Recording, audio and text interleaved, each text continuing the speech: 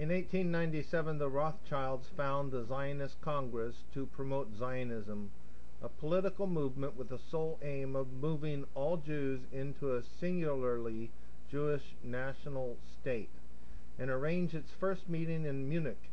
However, due to extreme opposition from local Jews who are quite happy where they are, this meeting has to be moved to Basel, Switzerland, and takes place on the 29th of August of that year.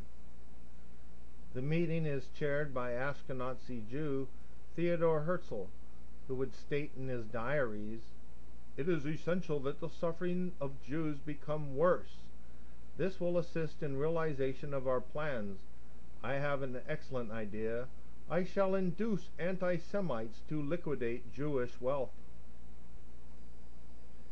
The anti-Semites will assist us thereby, and that they will strengthen the persecution and oppression of Jews. The anti-Semites shall be our best friends."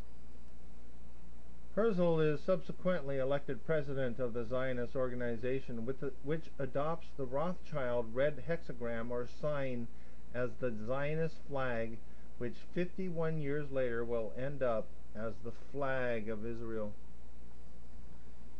Edward Henry Harriman becomes a director of the Union Pacific Railroad and goes on to take control of the Southern Pacific Railroad. This is all financed by the Rothschilds. In 1898, Ferdinand de Rothschild dies. In 1901, the Jews from the colonies set up in Palestine by Edmund James de Rothschild sends a delegation to him which tell him, "If you wish to save the Yishuv, the Jewish settlement, first take your hands from it, and for once permit the colonists to have the possibility of correcting for themselves what needs corrected." Edmund James de Rothschild is very angry about this and states, "I created the Yishuv, I alone. Therefore no man, neither colonists nor organizations, have the right to interfere in my plans." The Rothschild banking house in Frankfurt, Germany, M.A. von Rothschild und Sohn, closes as there is no male Rothschild heir to take it on. In 1902, Philip D. Rothschild is born. In 1905, a group of Rothschild-backed Zionist Jews led by Georgy Apollonovich Gapon attempt to overthrow the Tsar of Russia in a communist coup. They fall and are forced to flee Russia, only to be given refuge in Germany.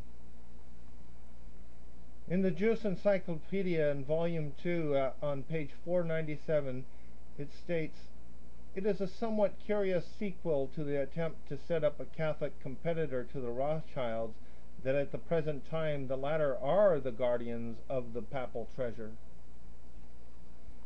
In 1906, the Rothschilds claimed that due to growing instability in the region and increasing competition from Rockefeller, the Rockefeller family, or Rothschild descendants through a female bloodline, own Standard Oil.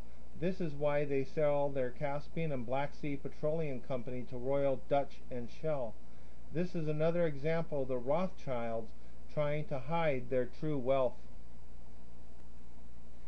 In 1907, Rothschild Jacob Schiff, the head of Kuhn, Loeb and Company, in a speech to the New York Chamber of Commerce, warns that unless we have a central bank with adequate control of the credit resources, this country is going to undergo the most severe and far-reaching money panic in its history.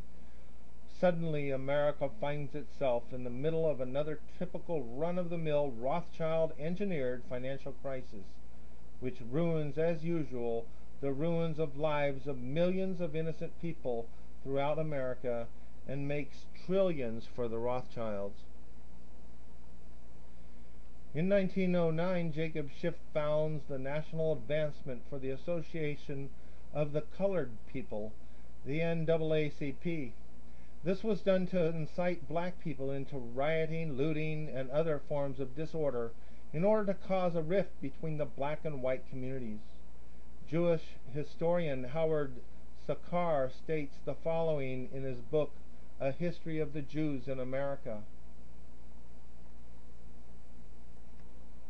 In 1914, Professor Emeritus Joel Spingarn of Columbia University became chairman of the NAACP and recruited for its board such Jewish leaders as Jacob Schiff, Jacob Bilikoff, and Rabbi Stephen Wise. Other Ashkenazi Jew co-founders included Julius Rosenthal, Lillian Wald, and Rabbi Emil G. Hirsch. It was not until 1920 that the NAACP appointed its first black president, James Weldon Johnson. Maurice de Rothschild marries Ashkenazi Jew Naomi Halfin. In 1911, Werner Sombart, in his book The Jews and Modern Capitalism, stated that from 1820 on it was the age of the Rothschild, and concluded that there was only one power in Europe, and that is Rothschild. In 1912, in the December issue of Truth magazine, George R. Conroy states of banker Jacob Schiff, Mr. Schiff is head of the great private banking house of Kuhn, Loeb and Company, which represents the Rothschilds' interests on this side of the Atlantic. He has been described as financial strategist and has been for years the financial minister of the great impersonal power known as Standard Oil. He was hand in glove with the Harrimans, the Goulds, and the Rockefellers and all their railroad enterprises, and has become the dominant power in the railroad and financial power of America. In 1913, on March 4th, Woodrow Wilson is elected the 28th President of the United States. Shortly after he is inaugurated, he is visited in the White House by Ashkenazi Jew Samuel Untermeyer of law firm Guggenheim. Untermeyer and Marshall, who tries to blackmail him for the sum of $40,000 in relation to an affair Wilson had while he was a professor at Princeton University with a fellow professor's wife. President Wilson does not have the money, so Untermeyer volunteers to pay the $40,000 out of his own pocket to the woman Wilson had had the affair with, on the condition that Wilson promised to appoint to the first vacancy on the United States Supreme Court a nominee to be recommended to President Wilson by Untermeyer. Wilson agrees to this. Jacob Schiff sets up the Anti-Defamation League, ADL, in the United States. This organization is formed to slander anyone who questions or challenges the Rothschilds' global conspiracy as anti-Semitic.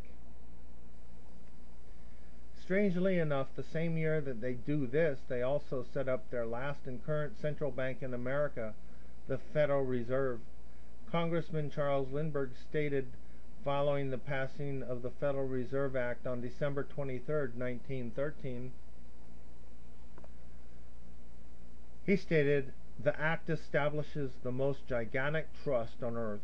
When the President signs this bill, the invisible government of the monetary power will be legalized. The greatest crime of the ages is perpetrated by this banking and currency bill." It is important to note that the Federal Reserve is a private company. It is neither federal, nor does it have any reserves.